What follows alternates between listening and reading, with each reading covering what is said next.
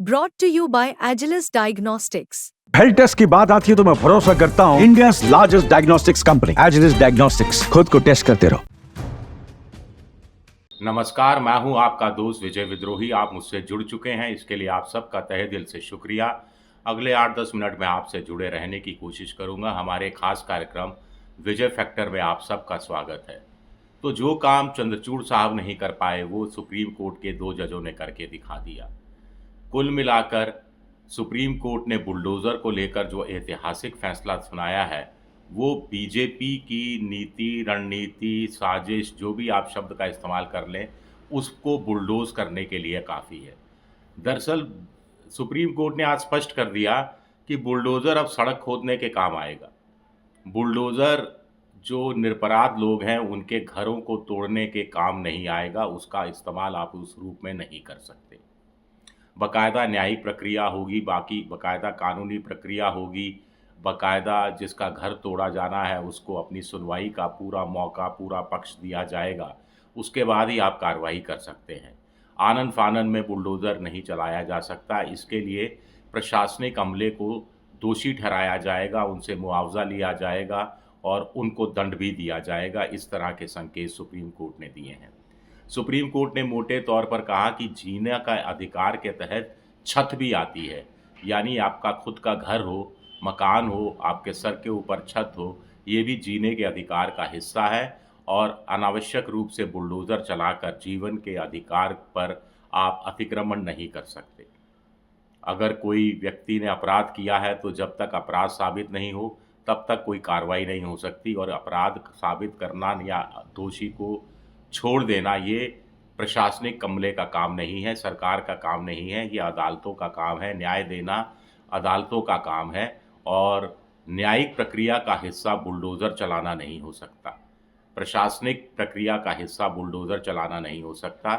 ये भी supreme court ने एक तरह से स्पष्ट कर दिया कि मान लीजिए किसी व्यक्ति ने कोई अपराध किया है तो उसके परिवार को उसकी सज़ा नहीं दी जा सकती। यानी जिसने अपराध किया वो तो जेल में जाएगा, उसके सर पर तो छत होगी, चाहे वो सरकारी छत हो, लेकिन उसके परिवार के लोग जिनका उस अपराध से कोई लेना देना नहीं है उनको बेघर कर दिया जाएगा, उनके घर पर बुलडोज़र चला दिया जाएगा।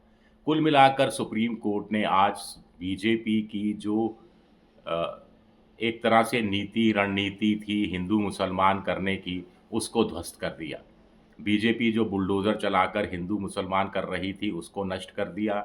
बीजेपी जो बुलडोज़र चलाकर उग्र हिंदुत्व को बढ़ावा देने की कोशिश कर रही थी उसको बुलडोज़ कर दिया। बीजेपी इस बहाने राष्ट्रवाद को पनपाने का एक नया तौर तरीका निकाल रही थी, उसको बुलडोज़ कर दिया। एक समुदाय विशेष में, एक धर्म विशेष के लोगों में डर और आतंक का भाव पैदा करने की कोशिश कर रही थी बीजेपी, उसको बुलडोज़ कर दिया। और ये आतंक का भाव पैदा करके जो बड़ा बहुसंख्यक समुदाय है उसका वोट हथियाने की, उसका वोट कब्ज़ाने की, उसका वोट अपनी झोली में डालने की जो कोशिश कर रही थी उसको ध्वस्त कर दिया। दरअसल ये सब शुरू हुआ था बुलडोज़र का मामला योगी आदित्यनाथ के उत्तर प्रदेश से। उनको बाबा बुलडोज़र का नाम भी अखिलेश यादव ने दिया था। फिर दूसरे जो बीजेपी शासित मुख्यमंत्री हैं उनको ये बुलडोज़र बड़ा पसंद आया। शिवराज सिंह चौहान ने भी बुलडोज़र खरीद लिए, कुछ और राज्य सरकारों ने भी बुलडोज़र खरीद लिए, यहाँ तक कि अशोक गहलोत की सरकार ने भी 3-4 जगह, 5-6 जगह पेपर लीक के मामले में या दूसरे मामले में जो आरोपी थे उनके घरों पर बुलडोज़र चला दिया था। लेकिन बीजेपी के उत्तर प्रदेश में तो साफ तौर पर दिख रहा था कि आम तौर पर या 90% से ज़्यादा मामलों में सिर्फ मुसलमानों के घरों पर ही बुलडोज़र चलता था। और एक आरोप लगा, अब आरोप आधारहीन है या उसमें कोई आधार है, कोई सबूत है या सबूत नहीं है, इसका फैसला कोर्ट को करना है। कोर्ट में तारीख भी नहीं पड़ी, कोर्ट में चालान भी पेश नहीं हुआ, चार्जशीट भी पुलिस ने पेश नहीं की, कोर्ट में मुकदमा भी शुरू नहीं हुआ, तब तक घर बुलडोज़र पहुंच जाता था और तोड़ फोड़ की कार्रवाई शुरू कर देता था। एक आध जगह तो और दिलचस्प हुआ कि कोई किराए पर जिस घर में रह रहा था उसने कोई कथित तौर पर अपराध कर लिया तो मकान मालिक का घर तोड़ दिया गया। अब मकान मालिक का इसमें क्या कसूर है अगर उसके घर में कोई किराए पर रह रहा है और कोई वो गैर कानूनी हरकत करता है।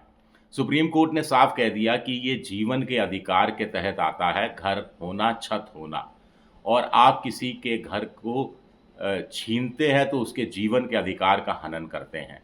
सुप्रीम कोर्ट ने ये भी स्पष्ट कर दिया इशारों इशारों में कि भाई जो दोषी है, जिसको दोषी ठहराया गया, मान लीजिए उसको जेल भेज दिया गया तो उसके सर पर तो सरकारी छत हो गई, लेकिन वो परिवार वाले को बेघर कर दिया गया, परिवार के लोगों को जिनका उस अपराध से लेना देना नहीं है, जो उस अपराध में संलिप्त नहीं रहे हैं, उनको खुले आसमान के नीचे पटक दिया गया। सुप्रीम कोर्ट ने व्यापक गाइडलाइन भी जारी की हैं, गाइडलाइन क्या सख्त आदेश जारी किए हैं कि 3 महीने में ऐप बन जाना चाहिए।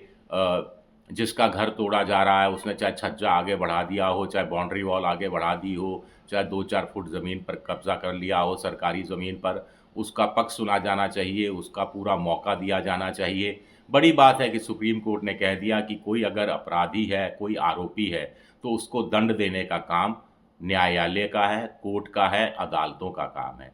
प्रशासन का ये काम नहीं है, प्रशासनिक अधिकारियों का ये काम नहीं है, विधायिका और कार्यपालिका का काम नहीं है। न्यायपालिका में के तहत बुलडोज़र चलाने की इजाज़त किसी को नहीं दी जा सकती।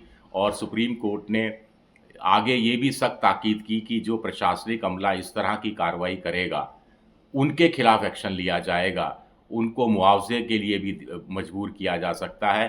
तो बड़ी सख्त गाइडलाइन सुप्रीम कोर्ट ने, गाइडलाइन से ज़्यादा नहीं कहना चाहिए, गाइडलाइन तो पहले जारी की थी, इस बार तो सख्त आदेश जारी कर दिए हैं।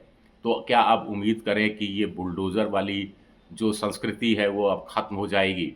क्या बुलडोज़र चलना अब बंद हो जाएंगे, या नगर निगम के तहत जो नियम कायदे हैं जिसके तहत अतिक्रमण को हटाया जाता है, उसमें राज्य सरकारें नई तरह से कोई संशोधन ले आएंगी, उस कानून को और सख्त बना देंगी जिसकी आड़ में बुलडोज़र चलाया जा सके?